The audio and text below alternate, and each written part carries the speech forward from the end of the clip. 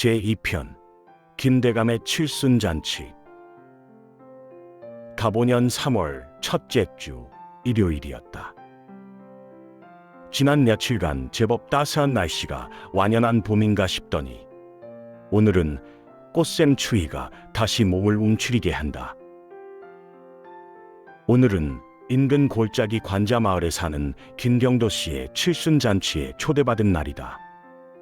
아침 식사를 하고 집에서 이것저것 정리를 하며 어정거리다가 시간에 맞추어 출발했다. 김경도 씨는 나보다 2살 위지만 오랜 세월 친한 친구로 지내왔다. 그의 풍모나 평소 언행이 의젓하여 언제부터인가 김대감으로 불렀다. 그를 알게 된 것은 꼭 40년 전인 1974년 1월 필자가 합천면 사무소에 공무원으로 출발할 때부터였다. 그때부터 자기 마을 이장을 여러 차례 하면서 누구보다 친하게 되었다. 그를 볼 때마다 조금은 우직해 보이는 풍채며 의리와 생각이 깊고 속 인정이 많아 경상도 사나이의 표본 같다는 생각을 했다. 언제 누군가가 그를 보고 골짝 대감이라고 불렀다. 그 소리를 듣고 그 풍채와 인품에 딱 맞는 애칭이란 생각이 들어 필자도 그때부터 김대감으로 불렀다.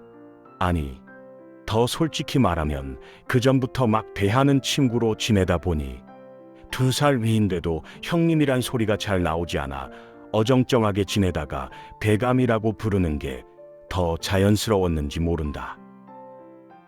우리 집에서 김대감 집까지는 20분이 채 안 걸리는 거리다. 짧은 시간이지만 그 길을 가는 동안 온갖 생각으로 만감이 교차했다.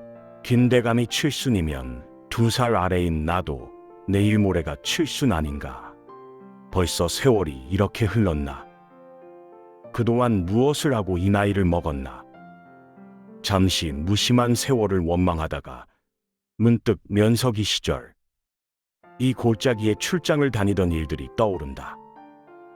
40년 전 내가 처음 합천면 사무소에 발령을 받았더니 제일 신참이라고 관내에서 가장 먼 이 골짝 인공마을 담당을 시켰다.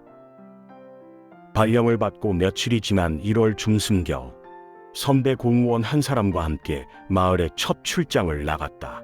출장 목적은 추곡 순회 실적이 저조하여 농가마다 순회를 더하도록 독려하는 것이었다. 그날은 눈발이 휘날리고 제법 추운 날씨였다. 당시 이 골짜기를 연결한 도로는 자동차 한 대가 겨우 다니는 비포장 산길이었다. 버스가 다니지 않아 자전거를 타고 나섰지만 가는 길 대부분이 오르막이라 자전거를 끌고 터벅터벅 걸어서 가야 했다. 공무원이 되어 처음 가는 출장이라 추위도 잊은 채 기대감과 두려움으로 모든 게 신비롭게 보였다. 골짜기 길목 장승백이란 곳에 주막이 있는 것도, 골짜기마다 마을이 옹기종기 정겹게 숨어 있는 것도 처음 알았다. 인덕산 자락 양지바른 골골에 옹기종기 붙어있는 마을들이 아주 평화스러워 보였다. 당시 내가 담당한 인공마을은 50여 호가 사는 봄마을과 뒤 골짜기 산속 오리길이 더 떨어진 거리에 대여섯 집이 살고 있는 영하동 제니치란 작은 마을이 있었다. 봄마을에 도착하여 이장에게 인사와 출장 온 목적을 얘기하고 바로 영하동으로 출발했다. 자전거는 본 마을에 두고 꼬불꼬불한 산길을 따라 올라가야 했다. 며칠 전 내린 눈이 아직 녹지 않고 군데군데 쌓여 있어 미끄러웠다. 영하동에 도착한 것은 늦은 점심때였다. 마을에 도착하니 평소 외지 사람 보기가 어려운 곳이라 그런지 단번에 그곳에 사는 남녀 어른들 7, 8명이 모두 모였다. 2년 전 어느 면석이가 다녀가고는 처음이라며 반겨주었다. 어느 집 마루로 모두 장소를 옮기니 삶은 고구마와 홍시 몇 개를 내놓으며 먹으라고 했다. 첫 출장 이래 점심은 깊은 산속 마을에서 고구마 몇 개로 때웠다. 출장 온 목적을 얘기하고 다음 벼숨의 일에 꼭 한 가마니씩 내달라는 부탁을 하고 내려왔다. 며칠 후 순회 장소로 출장을 나갔다. 영화동 사람들이 약속을 지키기 위해 아직 눈이 녹지 않아 미끄러운 먼 길을 벼 가마니를 짊어지고 내려오고 있었다.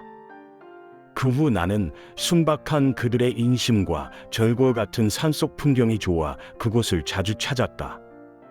그리고 먼 산길을 오르내리는 어린 학생들이 너무 안쓰러워 가끔 학용품을 사다가 나누어 주기도 했다. 그때는 지금같이 교통과 통신이 발달하지 않은 때라 자전거를 타거나 걸어서 매일같이 담당마을 출장을 다녀야 했다. 인구 및 가축 사육, 농작물 재배 현황 등 각종 통계조사에서부터 통일벼 재배 권장, 가족계획 홍보, 한해 대책, 폭우나 태풍 피해 조사, 보리 배기와 벼 배기 동료 등 면서기가 현지에서 할 일이 너무 많았다. 출장을 갈 때는 주로 오르막길이라 자전거를 끌고 가지만 돌아올 때는 마을에서 자전거에 올라앉으면 논스톱으로 면 사무소까지 달려올 수 있어 신나기도 했다. 또 봄이 되면 뻐꾸기가 노래하고 진달래가 만발한 산길을 걷는 것도 즐거웠고 무더운 여름이면 가다 오다 장승배기 앞 도랑의 맑은 물에 땀을 씻고 바위에 걸터 앉아 시원한 산바람을 마음껏 들이키는 것도 좋았다. 또 가을이면 온 산을 붉게 물들인 단풍의 아름다움도 너무 좋았다. 짧은 시간이었지만 지난날의 추억이 주마등처럼 지나갔다. 김대감 집에 도착하니 벌써 축하 음악 소리가 곡목으로 넘쳐 흐르고 있다. 마당에는 아들딸 며느리들이 예쁜 한복을 차려입고 바삐 움직이며 잔치 분위기가 고조되고 있었다.